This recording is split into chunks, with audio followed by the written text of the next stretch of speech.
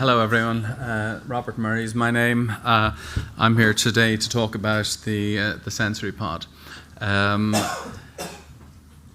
Quite a bit of what we're talking today overlaps, but this is very much focused mostly on people with autism. I think my preparation is more widespread than it's quite targeted and focused today, so I might skip over some of what I have up on the screen. For those of you that don't know, the sensory pod, I'll actually go on to the next one and I might come back. This. How do you work that? Yeah. That is a sensory pod. Those of you that were getting food in the atrium, that was the product next to the servers. So the sensory pod is a space that is designed to allow anyone with anxiety, most commonly autistic or neurodivergent people, withdraw, relax, and recuperate. So I'll go back a step. So in essence, the product was designed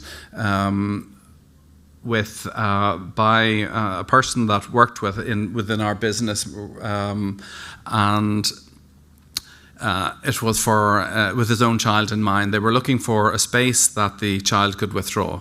So I think one of the applications that is probably relevant to you today is within the NHS and the hospital environment. Most of the sensory pods that are supplied within the education environment, but there is an overlap with healthcare.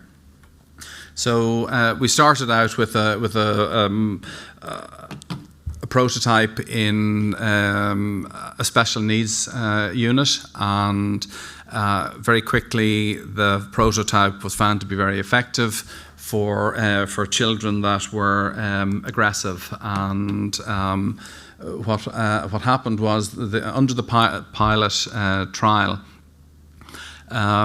the pod was placed in the special needs unit, and because they had no use or experience with this before, they started getting the children to use the pod and see what would transpire. There was no particular plan.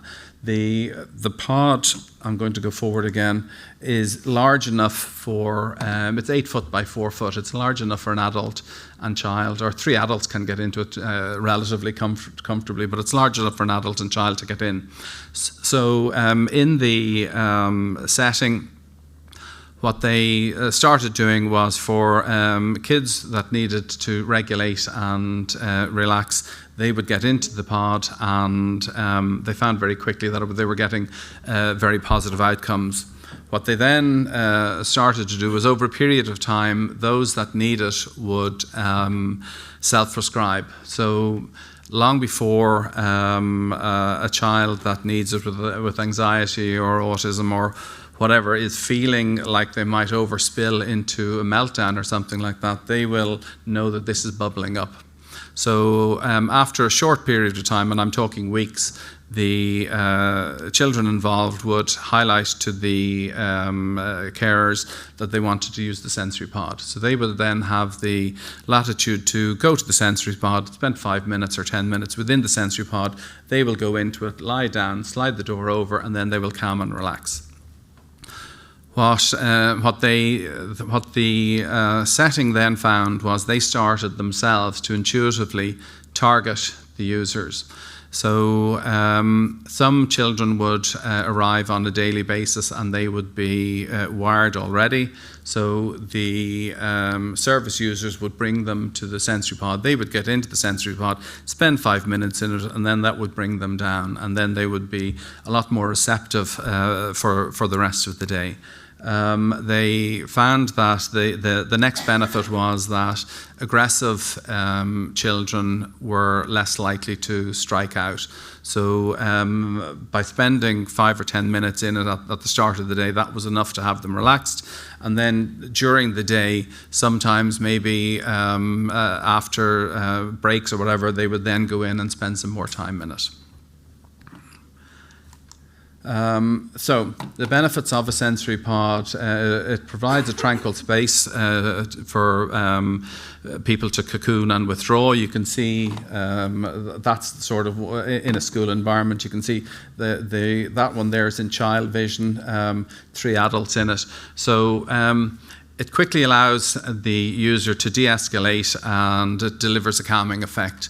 The benefit is that anyone that wants it can use it. So, as I said, most of the products are used within the educational environment, but what they have found is, and this will apply to within the NHS environment, is that originally the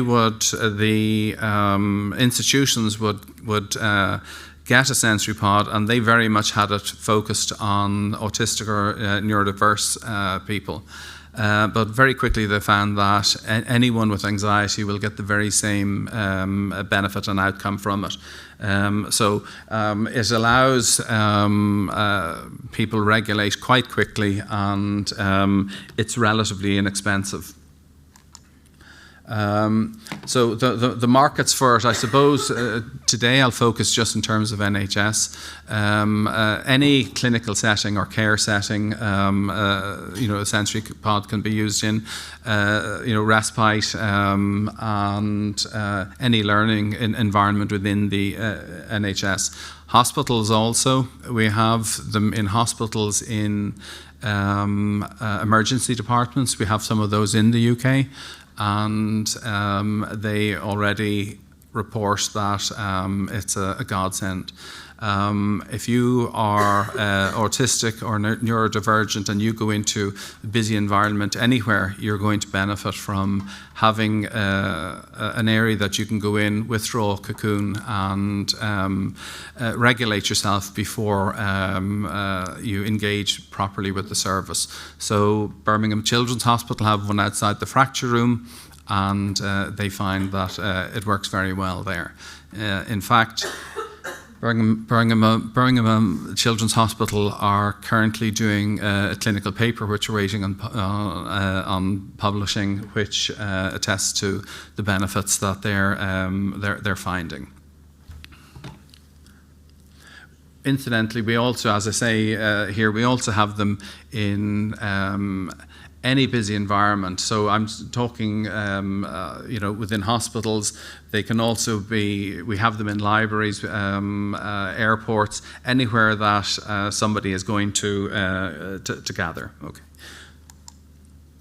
So the feedback to date is it's extremely positive, and most of the units that we have are passed on by word of mouth, and it's done by clusters, which I just found quite interesting in that in the UK we have more of these in the northeast than any other area. And one of the things that we found is that once one goes in, because it's a small village, the word of mouth passes around, and everyone else starts to get interested because they find that the benefits are working.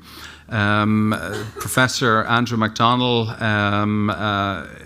would be a key advocate for it. He saw it at an international autism conference.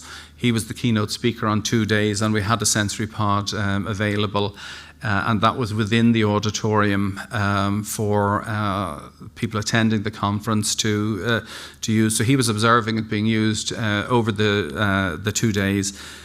He came up to us at the end of it and said that he thought it was the most interesting thing he'd seen in quite a while, and that there was a lot of dubious and sceptical practices and offerings within the autistic and neurodivergent environment. because he was able to quickly see cause and effect. So he offered to oversee this clinical trial within Birmingham Children's Hospital. He sees a bigger benefit within the NHS in that he's a consultant psychologist, and children are waiting sometimes a year to get into him to get their diagnosis. Oftentimes that is what is going to trigger engagement with the services.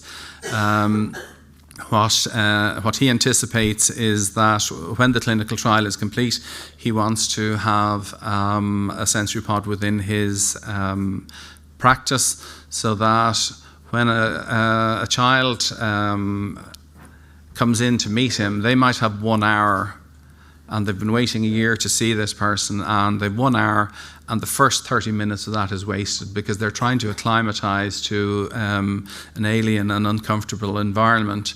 He believes that if they spend 15 minutes or 5 minutes in the sensory pod before they come into him, he will then get a clearer understanding of that child and provide a better outcome and better diagnosis.